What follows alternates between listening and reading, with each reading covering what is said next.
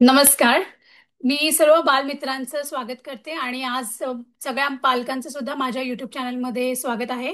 आणि आजचा टॉपिक फार इंटरेस्टिंग असणार आहे आणि अभ्यासाला कसं मजेशीर करता येईल किंवा काय आपण त्याच्यामध्ये एलिमेंट्स ॲड करू शकतो जेणेकरून आपला अभ्यास सोपा जाईल, या सर्व गोष्टींवर आपण डिस्कस करणार आहोत.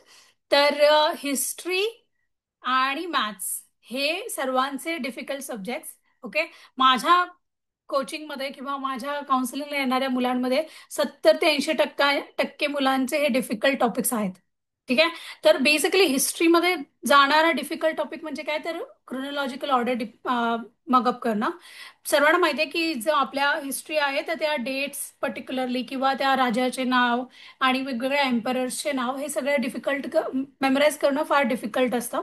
त्याचबरोबर फॉर्म्युलाज असतात काही, तेही डिफिकल्ट जातं. किंवा कधी कधी आपल्या मराठी आणि इंग्लिशमध्ये आपल्याला ऑथर्सची नावं रिमेंबर करावी लागतात. तर अशा ह्या ज्या नंबर्स रिलेटेड गोष्टी आहेत ना, त्या बऱ्याच मुलांना डिफिकल्ट जातात आणि त्या कशा मेमराईज करायच्या ते आज आपण ह्या व्हिडिओमध्ये शिकणार आहोत. ठीक आहे. तर सर्वात महत्वाचं म्हणजे सर्वांनी पहिली मनातली भीती आपल्याला काढायची आहे, कारण आता देणारी टेक्निक तुमचं काम सर्वात सोपं करणार आहे. ठीक आहे. माझी विजन बोर्डची ही व्हिडिओ तुम्ही ह्याच्या आधी पाहिली आहे की नाही मला माहित नाही.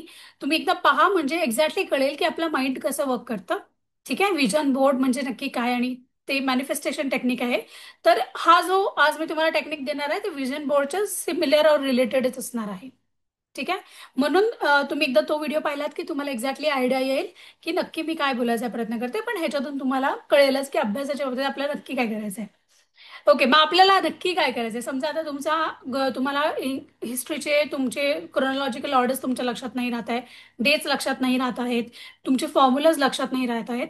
तर सर्वात सर्वात सोपी गोष्ट आपल्याला काय करायची आहे, आपण जिथे स्टडी टेबलवर अभ्यासाला बसतो, ठीक आहे, त्या स्टडी टेबल समोर आपल्याला एक विजन बोर्ड सारखा एक बोर्ड बनवायचा आहे. ठीक आहे. चला तुमच्याकडे विजन बोर्ड नाही आहे, पण तुम्ही एका पेपरवर तुम्हाला सगळ्या ऑथर्सची नावं लिहून काढायची आहेत.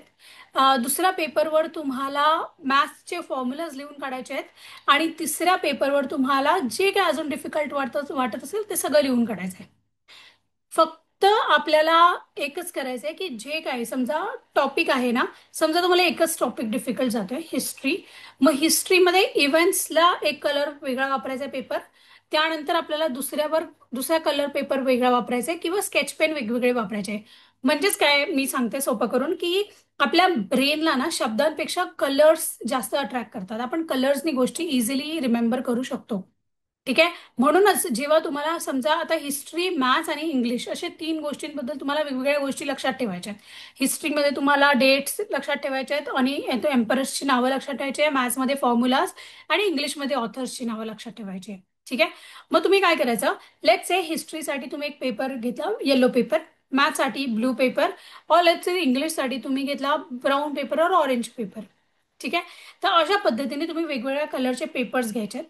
त्याच्यावर तुमचा जो काय अभ्यास आहे म्हणजे क्रोनॉलॉजिकल ऑर्डरचे इम्पॉर्टंट डेट्स, की या डेटला सेकंड वर्ल्ड वॉर झालं, त्यानंतर हरप्पा सिव्हिलायझेशनमध्ये नंतर काय झालं, तर ह्या सगळ्या गोष्टी आपल्याला हाताने लिहून काढायच्या आहेत.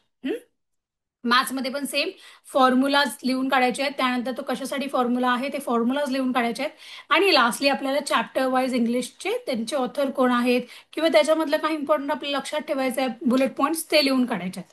ठीक आहे. तर कलर वाईज आपल्याला तिघांनाही डिफरन्शिएट, वेगवेगळ्या टॉपिकसाठी वेगळा कलर ठेवा. जर एक टॉपिक असेल तर वेगवेगळ्या एक सब्जेक्ट असेल तर वेगवेगळ्या टॉपिकसाठी तुम्हाला वेगवेगळे पेपर कलर यूज करा किंवा पेन यूज करा लिहिण्यासाठी. ठीक आहे. पण कलर्स यूज करा डिफरन्शिएट करायला गोष्टी. ठीक आहे. सगळं एकाच कलरच्या पेननी नका करू. हम्म?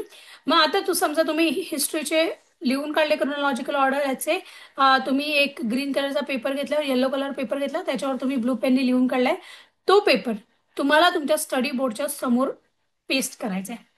ठीक आहे. Same goes for your maths formulas and same goes for your English authors. All right. मग ह्या पद्धतीने तुम्हाला ते तिथे लिहून काढायचे, लिहिलेले जे पेपर्स आहेत ना ते तुम्हाला स्टिक करायचे. ठीक आहे. आता काय करायचं आहे, लेट्स से तुम्हाला तो जो पेपर स्टिक केला ना तो तुमच्या डोळ्यासामने असला पाहिजे नेहमी. ठीक आहे. आता इथे एवढं काम तुमचं सोपं होणार आहे ना की तुम्हाला हे सगळं बसून परीक्षेच्या आदल्या दिवशी मगअप करायची गरजच नाही लागणार आहे, कारण डे 1 पासनं तुम्ही ते रोज तुमच्या डोळ्यासामने पाहणार आहात. ठीक आहे. जेव्हा तुमच्या डोळ्यासामने तुमचा अभ्यास असेल ना, भले तुम्ही अभ्यास नाही करतात आणि तुमच्या स्टडी टेबलवर बसून तुम्ही ड्रॉइंग करतात, तरी तुमची नजर तिथे गेली ना, तर तुमच्या लक्षात राहील की अरे हा, अरे असं आहे, हा ह्या डेटला हे झालेलं, ह्या डेटला हे झालं. म्हणजेच काय, डिफिकल्ट गोष्टींना आपल्याला आपल्या रुटीनमध्ये जेव्हा आपण इम्बाईब करतो ना, त्या गोष्टी खूप इझी होऊन जातात. ओके. मग ह्याच पद्धतीने आपल्या डिफिकल्ट टॉपिक्सला आपल्याला इझी बनवायचं आहे. तर त्यासाठी लागणारा हा आहे हा विजन बोर्ड. किंवा त्याच्यानंतर मी विजन बोर्ड मुलांसाठी का म्हणते माहिती आहे, की हा आपण अभ्यास तर लिहितोच, पण त्याचबरोबर लेट्स से तुमचं एक एम आहे की मला आता 8वी मध्ये 80% काढायचे आहेत. मग एक 80%चा तुम्ही ड्रॉ करा ना स्वतः, की मला 80% भेटले आहे, आणि तो तिथे स्टिक करा. It will act as a motivation for every one. ठीक आहे. प्रत्येक मुलासाठी एक ड्रीम असतं, की समजा मला आता बाबा म्हणाले की मी पास झाल्यावर मला सायकल भेटणार आहे. मग तो सायकलचा फोटो तिथे लावा. It is your motivation. ठीक आहे. ह्या सगळ्या गोष्टी तुम्हाला अभ्यास करायला एवढ्या मजा देतील ना, आणि तुमचा अभ्यास एवढा सोपा आणि मस्त होईल की तुम्हाला कळणारच नाही की अरे एवढे डिफिकल्ट टॉपिक एवढे सोपे कसे काय झाले. ठीक आहे. आणि अभ्यासाला बसताना कलर्समुळे ना आपल्याला ते रिकलेक्ट करायला इझी जातात. ओके. तर ही खूप पॉवरफुल टेक्निक आहे. माझ्या मुलांना, बऱ्याच मुलांना ह्याचा फायदा झालाय. आणि ती मुलं ह्या टेक्निक्स एव्हरी डे यूज करतात, प्रत्येक टॉपिकसाठी, प्रत्येक सब्जेक्टसाठी. ठीक आहे. तर हा विजन बोर्ड तुम्ही तुमच्यासाठी बनवा शाळेतल्या मुलांनी. आणि तुमचे जे काही ड्रीम्स असतील ते त्याच्यावर स्टिक करा. येता जाता तुम्ही त्याला डोळ्यासामने ठेवा, डोळ्यासमोर त्याच्याकडे बघत राहा. म्हणजे तुमचा अभ्यासही सोपा जाईल आणि तो तुम्हाला मोटिवेट करेल की मला येस 80% मला अचीव्ह करायच्यात. ठीक आहे. तर या सगळ्या टेक्निक आहेत. मी अशा बऱ्याचशा टेक्निक मुलांसाठी घेऊन येणार आहे. तर तुम्हाला जर ही व्हिडिओ आवडली असेल तर माझ्या व्हिडिओला लाईक करा आणि बऱ्याच मुलापर्यंत पोहोचवा, हीच माझी इच्छा आहे. कारण बऱ्याच मुलांना ह्याचा फायदा व्हावा, हीच माझी अपेक्षा आहे. ठीक आहे. Thank you so much.